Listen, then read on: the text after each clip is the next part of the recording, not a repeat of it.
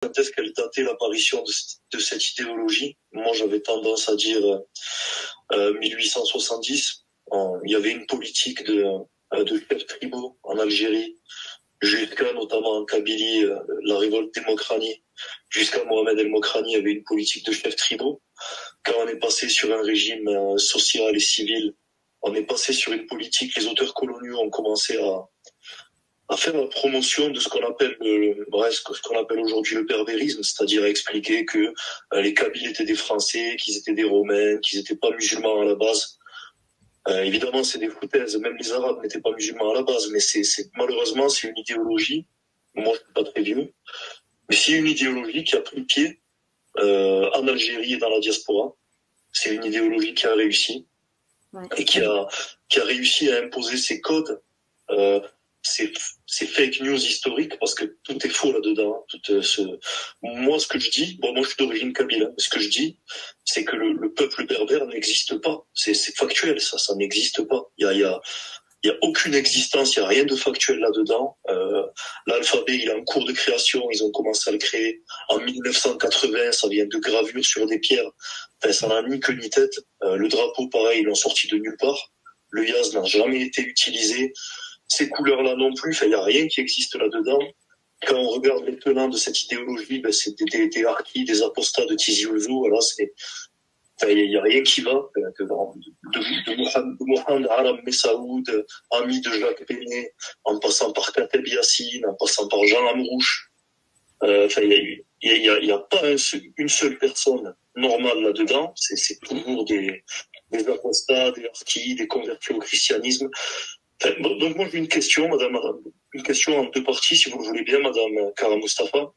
C'est quand est-ce que vous datez le début de cette politique, et est-ce que vous pensez que quelque part ils ont réussi leur coup en nous imposant leur peuple imaginaire et leur culture imaginaire, voilà. Alors je vais quand même être un peu en désaccord avec vous. Je suis très en accord avec vous quand vous décrivez un peu les renégats berbéristes, mais je pense que le peuple berbère existe. Là, les questions je ne remets pas en question l'existence des Berbères ou leur présence en Afrique du Nord.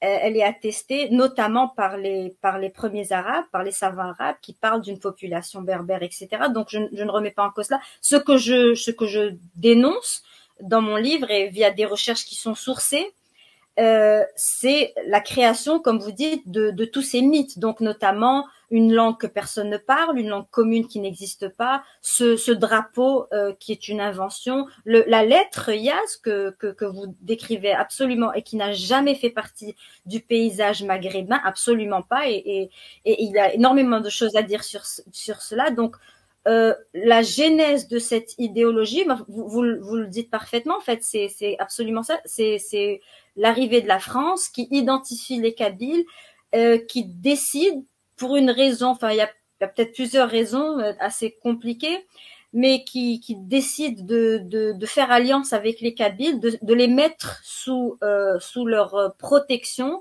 et en faire une espèce de communauté privilégiée à qui elle va inculquer certains mythes et certaines idées pour créer une division et une séparation entre d'abord elle et le reste des Algériens, et puis qui se développe encore plus entre les Berbères et les Arabes.